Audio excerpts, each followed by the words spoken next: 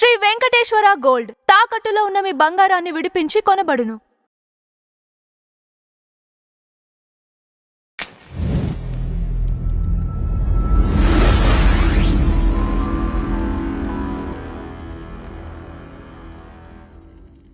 అమరావతి మరి industry shift అయ్యే అవకాశం ఉంటుందా?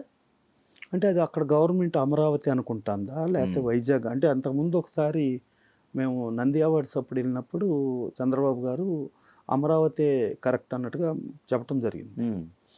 అంటే జనరల్గా ఏమవుతుందంటే ఇప్పుడు దాకా ఎక్కడ సినిమా ఇండస్ట్రీ కేంద్రీకృతమైన క్యాపిటల్ ఎక్కడ ఉంటే అక్కడ ఉందండి. అవును, తమిళనాడు క్యాపిటల్ చెన్నై, రైట్, చెన్నైలో ఉంది. అలాగే మహారాష్ట్ర క్యాపిటల్ ముంబైలో ఉంది. ఈవెన్ కర్ణాటక క్యాపిటల్ బెంగళూరులో ఉంది. ఒరిస్సా క్యాపిటల్ భువనేశ్వర్లో ఉంది. సో అట్లా క్యాపిటల్కి కేంద్రీకృతం అవటం అనేది జరిగింది.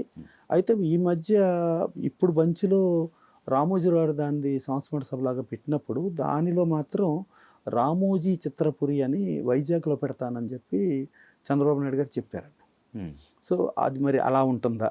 బట్ కాకపోతే ఏంటంటే మనకు ఆర్గనైజేషన్స్ పాయింట్ ఆఫ్ వ్యూలో ఆర్గనైజేషన్స్ ఎప్పుడు కూడా క్యాపిటల్ ఎక్కడ ఉంటే అక్కడ ఉంటాం కరెక్ట్. కానీ ఇప్పుడు నవనగరాలు ఉన్నాయి కదండి, నవనగరాల్లో ఎంటర్టైన్మెంట్ ఉందిగా, ఒక జోన్ ఉంది కదా. అవును, మరి అప్పుడు అక్కడే అనుకోవాలి ఖచ్చితంగా. అది క్లారిటీ రాలి. ఆ గవర్నమెంట్ పాలసీ దాని ప్రకారం ఎలా అనుకుంటే ఆ పాలసీ ప్రకారం అంతకుముందు మనకి చాలా లాంగ్ బ్యాక్ ఏంటంటే 50 లక్షలకు ఎకరం చొప్పున వైజాగ్లో ఇచ్చారండి. మోర్ దాన్ 250 acres ఇచ్చారు మనకి. ఓకే సార్, అప్పుడు మార్కెట్ వాల్యూ 10 lakhs ఉండేది. సరే, మనం ఆ 10 lakhs అనే దగ్గర అది ప్రాసెస్ జరిగిన తర్వాత మరి ఆ ల్యాండ్స్ ఏమైనా ఏందో చూసుకోవాలి. సో దాన్ని బట్టి ఆ గవర్నమెంట్ పాలసీ పరంగా ఎక్కడ ఇస్తానంటే అక్కడ డెఫినెట్గా డెవలప్మెంట్లో ఫిల్మ్ ఇండస్ట్రీ అనేది ఉంటుందండి, దాంట్లో డౌట్ ఎక్కర్లా. సరే, తెలంగాణకేమో ఆల్రెడీ హైదరాబాద్ సెటిల్ అయి ఉంది, సో నో ప్రాబ్లం. ప్లస్ వాళ్ళు కూడా మోస్ట్లీ ఆ నంది అవార్డ్స్ మళ్ళీ పునరుద్ధరించమని అడగటం, ప్లస్ ఏమో ఇవన్నీ అభివృద్ధి చేయటం, మళ్ళీ ఆ పవర్ ఇండస్ట్రియల్ స్టేటస్ లాగా ఇచ్చి ఆ ఇండస్ట్రీ స్టేటస్లో ఇప్పుడు బేసికల్లీ ఏంటంటే మనకి ఎన్ని థియేటర్లు ఉన్నాయి, ఎన్ని థియేటర్లకు అసలు ఎంత పవర్ యూజ్ చేస్తున్నాం, ఆ పవర్ మీద ఎంత వస్తుంది, దాన్ని ఎంత సబ్సిడీ చేయగలిగితే ఎంత నష్టం వస్తుంది ఏంటనేది ఒక క్లియర్ ప్రణాళిక ఉంటే డెఫినెట్గా ప్రభుత్వం కూడా మనం కూడా ఏంటంటే ఆ గవర్నమెంట్కి ఒక 1 year, ఈ గవర్నమెంట్కి ఒక 1 year వదిలేసి మనం అడుగుదాం ఇప్పటి వరకు అసలు ఏంటి వాళ్ళ బడ్జెట్లు ఏంటి, వాళ్ళు ఇవ్వగలిగే పరిస్థితులు ఏంటి తెలుసుకుంటాం కోసం అని చెప్పి అనుకున్నాం. సో ఇక ముందు డెఫినెట్గా అదంతా ప్రయత్నం చేసి వాళ్ళు కూడా ఏంటంటే ఇండివిజువల్స్గా రావద్దు, మేము ఆల్రెడీ ఇండస్ట్రీ పాలసీ చేసి చేద్దామని అనుకుంటున్నాం అని చెప్పి అక్కడ ఆంధ్రప్రదేశ్ గవర్నమెంట్ చెప్పింది. ఇక్కడ Telangana government already Gaddar awards ఇవన్నీ స్టార్ట్ చేసింది. రేపు June 15 ఎప్పుడు ఏదో టైంలో ఒకసారి అవార్డ్స్ ఇస్తూ అప్పుడు ఫిల్మ్ ఇండస్ట్రీకి ఏం చేస్తున్నాం అనేది చెప్తామని ఇక్కడ గవర్నమెంట్ చెప్పింది. సో 2 గవర్నమెంట్స్ ఫిల్మ్ ఇండస్ట్రీకి ఫ్రెండ్లీ గవర్నమెంట్స్కి ఉన్నాయి. సో ఫ్రెండ్లీ గవర్నమెంట్స్కి ఉన్నప్పుడు 100% ఆర్గనైజేషన్లు అన్ని ఆర్గనైజేషన్ అంటే main film chamber of commerce head, so Telugu film chamber of కామర్స్ని పెట్టుకుంటూ, అలాగే తెలుగు ఫిల్మ్ ప్రొడ్యూస్ కౌన్సిల్ని పెట్టుకుంటూ, మూవీ ఆర్టిస్ట్ అసోసియేషన్ పెట్టుకుంటూ 24 క్రాఫ్ట్స్ ఫెడరేషను, దాంట్లో డైరెక్టర్స్ అసోసియేషను, రైటర్స్ అసోసియేషన్ అన్ని ఆర్గనైజేషన్ పెట్టుకుని అందరు ఆర్గనైజేషన్స్ హెడ్స్ని తీసుకుని వెళ్ళి అందరం కూడా ఏం కావాలి అంటే కొంచెం నిర్మాణాత్మకంగా ప్రాక్టికాలిటీతో ఉండి ప్రభుత్వ సమస్యలు ఏంటి, మన సమస్యలు ఏంటి, దీన్ని ఎలా చేయొచ్చు అని అనుకుని ఒక వయా మీడియా సొల్యూషన్లోకి వస్తే డెఫినెట్గా ఇండస్ట్రీ లాభపడుతుంది. ఈ సమస్యలన్నీ కూడా ఒకటికొకటి క్లియర్ అవుతుంది. మరి ఆర్గనైజేషన్స్ అంటే ఆల్రెడీ ఇక్కడ ఎస్టాబ్లిష్ అయిన ఏవైతే ఉన్నాయో ఇప్పుడు దానికి తెలుగు అనేది మార్చాం, అంతకుముందు ఏదైతే ఉందో ఏపీ ఉందో దానికి తెలుగు మార్చాం. ఇప్పుడు ఇక్కడ ఎస్టాబ్లిష్ అయినప్పుడు అమరావతిలో అంటే 2 చోట్ల మానిటరింగ్ జరుగుద్దా ఎట్లా? బేసికల్లీ అంటే తెలుగు ఫిల్మ్ ఛాంబర్ యాక్చువల్లీ చెప్పాలంటే మన మద్రాసు తెలుగు ఉన్నప్పుడు Andhra film chamber of commerce అని ఉండేదండి. ఉండి అప్పట్లో సుందర్లాల్ నేతా గారు, అప్పట్లో రాఘవేంద్రరావు అని చెప్పి వాళ్ళు చాలా కాలం 1950s ఆ ఇదిలో మద్రాసు ఆంధ్ర ఉండేటప్పుడు విజయవాడలో ఓన్ ప్రిమిసెస్తో ఓన్ బిల్డింగ్ ఉందండి Andhra film chamber of commerce. దాని తర్వాత 1970s డివిఎస్ రాజు గారు ఏంటంటే అట్లాగే తెలంగాణలో మరఠవాడ కర్ణాటక వ్యాపారాలకు సంబంధించి హిందీకి Nizam state film chamber of commerce అని, Hyderabad state film chamber of commerce అని పెట్టుకుని దాని తదనంతరం తెలంగాణ ఏర్పడిన తర్వాత Telangana state film chamber of కామర్స్గా అయ్యింది. సో ఈ రెండింటినీ కలిపి మెర్జీ చేసి Andhra Pradesh film chamber of commerce అని చెప్పి డివిఎస్ రాజు గారు పెడతాం జరిగింది. ఉన్నప్పుడు Andhra Pradesh film chamber of commerce ఎప్పుడైతే ఈ 2 స్టేట్లు ఇదైందో ఈ ఆంధ్రప్రదేశ్ అనేది ఇదైందో అప్పుడు తెలుగు ఫిల్మ్ ఛాంబర్ ఆఫ్ కామర్స్గా మార్చడం జరిగింది.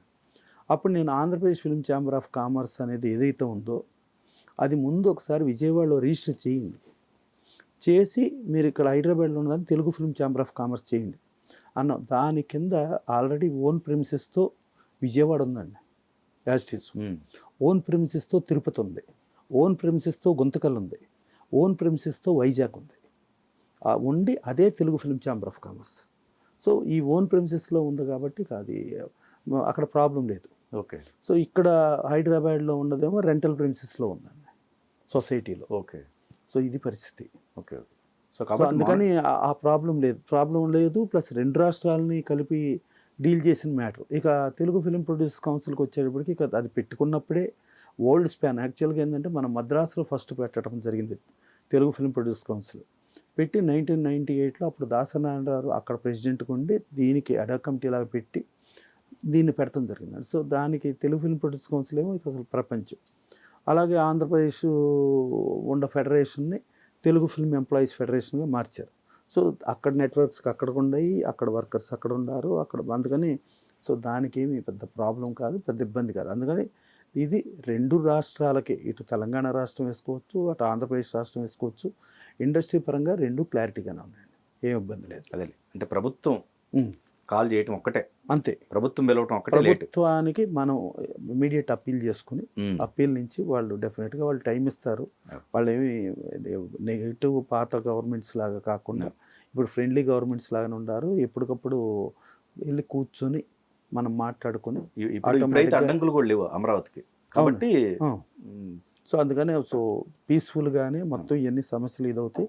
సరే, ఇక పవన్ కళ్యాణ్ గారు ఆవేశపడింది కూడా వాస్తవమే కాబట్టి ఆ వాస్తవాన్ని పరిశ్రమలో అందరం కూడా గుర్తించడం కాబట్టి, అలాగే మన అరవింద్ గారు కూడా పవన్ కళ్యాణ్ గారు ఆవేశపడింది పర్ఫెక్ట్, అది ఆయన దానికి ఇదేం లేదు. ప్లస్ నేను ఆ నలుగురిలో నేను లేను అవును అనేది ఆయన క్లారిటీగా ఆయన వరకు ఆయన చెప్పేశారు కదా, ప్రెస్కి కూడా తెలిసి మరీ చెప్పేశారు కాబట్టి డెఫినెట్గా ఇప్పుడు ఈ ప్రభుత్వం నోటీస్లోకి ఎప్పుడైతే వెళ్ళి మ్యాటర్స్ వెళ్తున్నాయో మనం కూడా కొంచెం జాగ్రత్తగా, ఏదో మన ఇష్టానుసారం లాగా కాకుండా జాగ్రత్తగా ప్రభుత్వం పరిశ్రమ కలిసి ఉంటేనే పరిశ్రమకు మనుగడ పరిశ్రమ ఉంటుంది. ఇంకోటి ఏంటి, ఎప్పుడు ఆర్గనైజేషన్స్ ఎప్పుడు కూడా ఏ గవర్నమెంట్ ఉండా గవర్నమెంట్లకు ఎగెన్స్ట్ వెళ్ళవండి, ప్రో గవర్నమెంట్స్ వెళ్తాయి. ఇది 100% డౌటే లేదు. ఎందుకంటే ప్రభుత్వం మీద చాలా ఆధారపడి ఉన్న పరిశ్రమ ఇది. ఒక షూటింగ్ పర్మిషన్లు కావాలన్నా, ఈవెన్ ఒక థియేటర్ పర్మిషన్లు కావాలన్నా, ఒక థియేటర్ రన్ చేయాలన్నా, ఒక లా అండ్ ఆర్డర్ ప్రాబ్లం లేకుండా ఇది చేయాలన్నా, ప్రతి దానికి ప్రభుత్వంతో మనం ఇంటర్లింక్ అయి ఉంటాం. సో అందుకని రెండు ఫ్రెండ్లీ ప్రభుత్వాలు కాబట్టి ప్రభుత్వాలతో మనం మమేకం అయ్యి ప్రభుత్వాలతో అపాయింట్మెంట్ తీసుకుని ఇద్దరు ఒకళ్ళ వ్యూస్ ఒకళ్ళు షేర్ చేసుకుని ఇండస్ట్రీని ఎట్టా కాపాడుకుంటాం అనేది. ప్లస్ ప్రభుత్వాలు కూడా చిత్తశుద్ధితోనే ఉన్నాయి కాబట్టి ముందుకెళ్ళటం జరుగుతుంది.